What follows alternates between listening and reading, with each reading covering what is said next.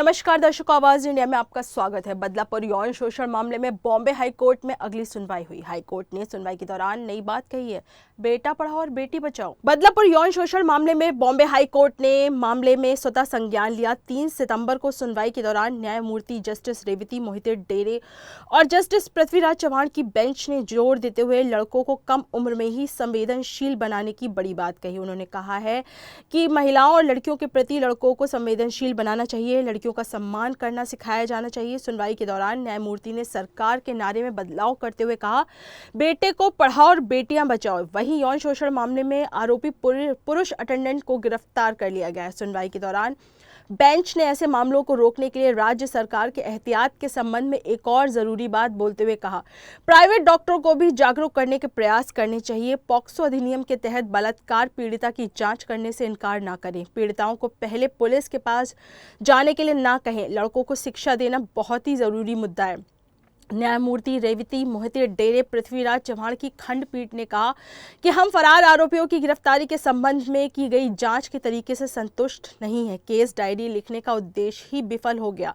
जांच करने और केस डायरी लिखने का एक उचित तरीका होना चाहिए। हमें उम्मीद है कि हमें बताएंगे कि मामले की जांच के लिए क्या ठोस कदम उठाए गए हैं। हाईकोर्ट ने बदलापुर यौन उत्पीड़न मामले की जांच कर रही SIT को सलाह देते हुए कहा कि जल्दबाजी में आरोप पत्र न दाखिल करें, जनता के दबाव में काम ना करें, सुनिश्चित करें कि जांच ठीक से हो। हम दिन प्रतिदिन देख रहे हैं कि जांच ठीक से नहीं हो रही है। हमारा प्रयास है कि पुलिस के पास जाने वाले पक्ष को न्याय मिले। मिली जानकारी के अनुसार स्कूल में यौन उत्पीड़न की घटना हुई तो 2 ट्रस्टी फरार हो गए। जस्टिस रेवती मोहिते डेरे और पृथ्वीराज चव्हाण की पीठ ने केस डायरी देखने के बाद कहा कि केस डायरी का रखरखाव ठीक से नहीं किया गया। पीठ ने कहा, हम फरार आरोपियों की गिरफ्तारी के संबंध में की गई जांच के तरीके से संतुष्ट नहीं है। केस डायरी लिखने का उद्देश्य विफल हो गया। केस डायरी लिखने के एक उचित तरीका होता है। हम उम्मीद करते हैं कि जो हम बताएंगे मामले की जांच में उसी तरीके से ठोस कदम उठाए जाएंगे। वहीं महाअधिवक्ता वीरेंद्र सराफ ने कहा, वास्तविक रूप से जो है अगर कदम उठाए जाए तो किसी को भी बचाने की कोशिश नहीं कर रहे। अदालत को भरोसा दिलाएं कि केस डायरी का रखरखाव सही तरीके से किया जाएगा।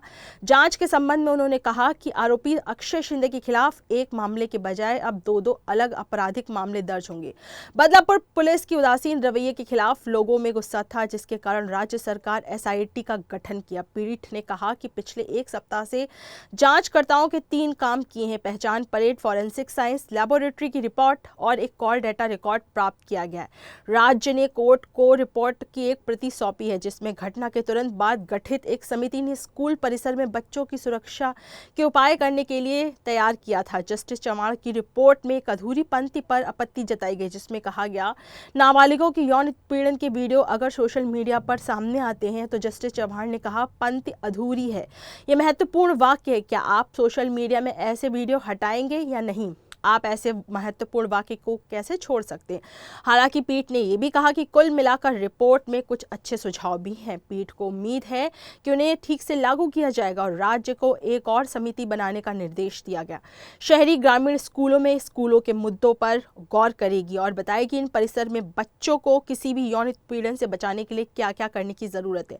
पीठ ने कहा कि हम जस्टिस साधना जाधव और शालिनी फंसलसालकर जोशी पूर्व हाईकोर्ट जज हैं का नाम समिति के अध्यक्ष के लिए सुझाव करते हैं, जिसका गठन राज्य द्वारा किया जाएगा। वहीं पीठ ने लड़कों को इस मुद्दे के बारे में सिखाने की आवश्यकता पर जोर दिया। उन्होंने कहा कि उन्हें सिखाया जाए क्या सही है और क्या गलत।